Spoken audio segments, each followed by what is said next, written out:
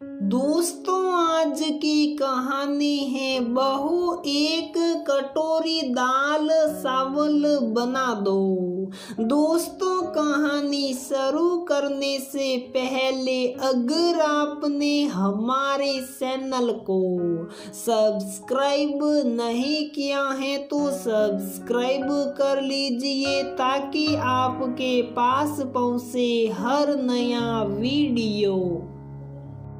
नमस्ते मम्मी जी, कैसी हैं आप? खुश रहो बहू। बड़े दिनों बाद सास की याद आई तुझे।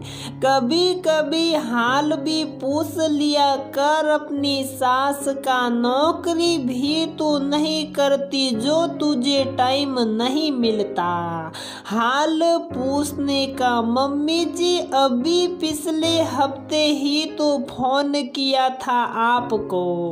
अच्छा, तो अब हिसाब भी रखते हैं किस तारीख को कितने टाइम बात किया सास को। नाराज क्यों हो रही है मम्मी जी? टाइम नहीं मिला इसलिए फोन नहीं कर पाई आपको।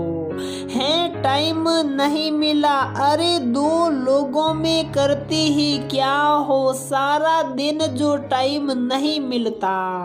और तुम्हारे घर पे तो काम वाली भी आती हैं, सारा काम तो वही करती हैं, फिर तुम्हें काम ही क्या होगा। 2 टाइम की रोटी और मेरा बेटा तो इतना सीधा है कि सिर्फ दाल चावल खाकर हफ्तों निकाल सकता है। जी मम्मी जी, सही कहा आपने, आगे से ध्यान रखूंगी।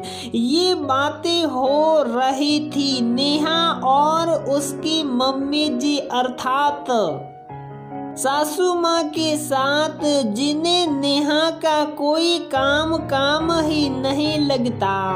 नेहा की सासू माँ को नेहा के परिवार में सिर्फ 2 लोग दिखते, लेकिन नेहा के दोनों बच्चों की वो हमेशा गिनती भूल जाती, क्योंकि उनके अनुसार 3 साल और 5 साल की बच्चे खाते ही क्या है? सले एक कटोरी दाल चावल खिलने में निशा के पसीने निकल जाते और जो उनका बेटा हफ्तों दाल चावल पे रह सकता है, उसे एक सब्जी 2 टाइम नहीं भाती थी। सुबह की बनी चटनी जिन्हें बासी लगे, वैसे मम्मी के लाडले निशा को काम कैसे बढ़ाते भला। और हाँ, सबसे मुख्य किरदार निशा की काम वाली, इसके नाम पे ताने सुनते सुनते आज 7 साल हो गए थे। वो सिर्फ एक टाइम सुबह साफ सफाई और बर्तन करके चली जाती थी और सासू माँ को लगता निशा को काम ही क्या होगा, सारा काम तो काम वाली करती है। निशा की शादी आलोक से हुई थी और नौकरी के कारण शादी के तुरंत बाद निशा आलोक के साथ आ गई थी। कुछ महीनों बाद ही निशा की तबीयत खराब रहने लगी।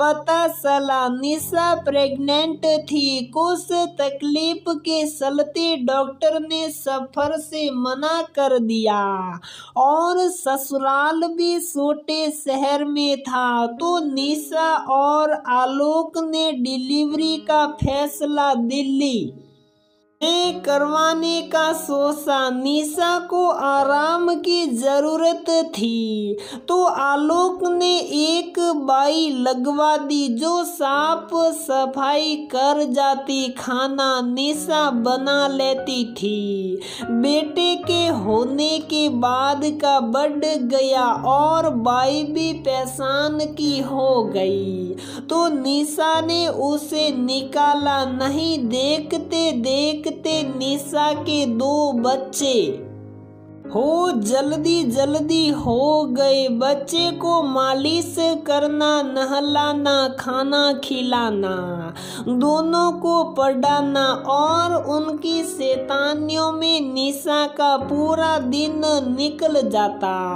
आलोक को भी अच्छा खाने का शौक था, भर भर के हरी सब्जियां ले आता और निशा से रोज नई सब्जी बनवा कर खाता। इन सब चक्करों में निशा को समय ही नहीं मिलता। सासू माँ को फोन करे और नतीजा वही होता।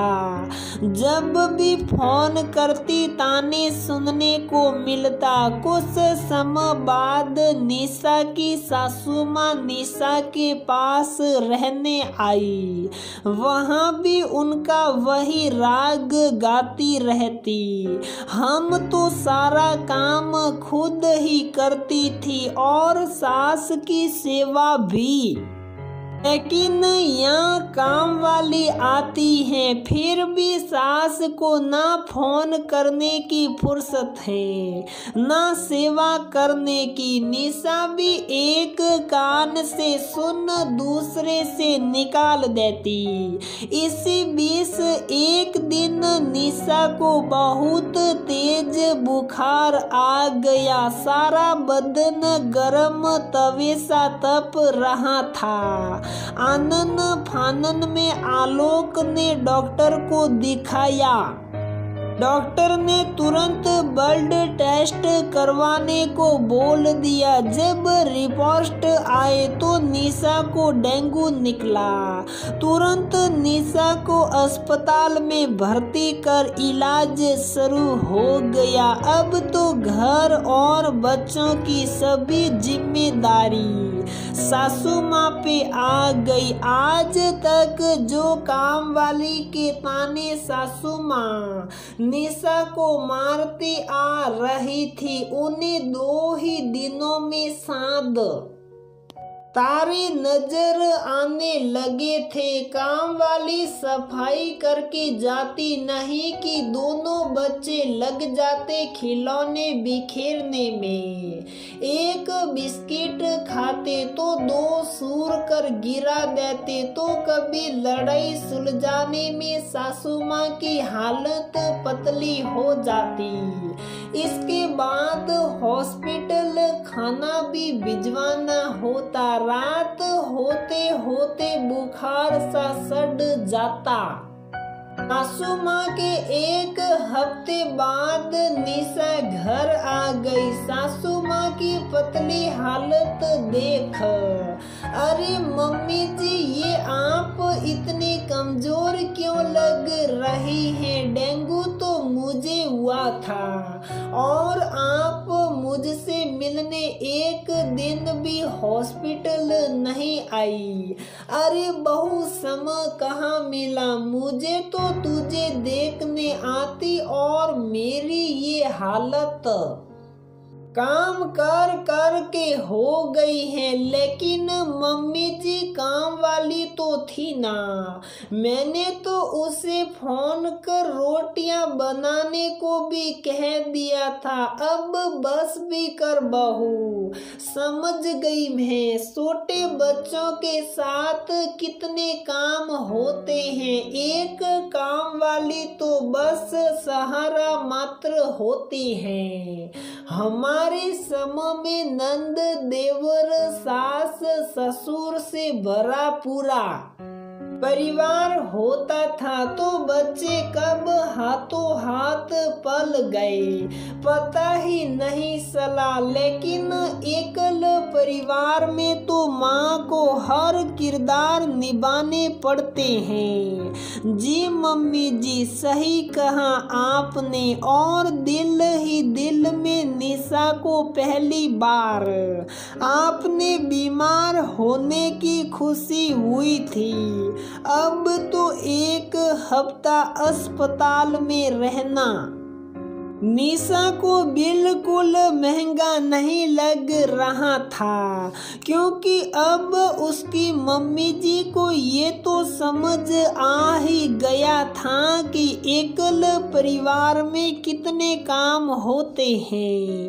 मन ही मन मुस्कुरा उठी थी निशा, क्योंकि अब ऊंट पहाड़ के नीचे जो आ गया था और काम वाली के तानों से निशा को आजादी मिल गई थी। प्रिय दोस्तों, दो लोगों का काम ही कितना होता है। अक्सर ये जुमला उन औरतों को सुनने को मिल जाता है जो ससुराल से बाहर अपनी गृहस्थी बसाती है। लेकिन सच्चाई तो ये है कि एकल परिवार में एक औरत हर भूमिका में होती है और काम दुगना भी करती है। संयुक्त परिवार में बड़ों का साथ होता है, लेकिन एकल परिवार में ना ये साथ होता है ना सहारा। तो दोस्तों, हमारी ये कहानी यहीं पर समाप्त होती है। अगर आपको हमारी ये कहानी पसंद आती है तो प्लीज वीडियो को लाइक करें, शेयर करें और हमारी चैनल को सब्सक्राइब जरूर करें।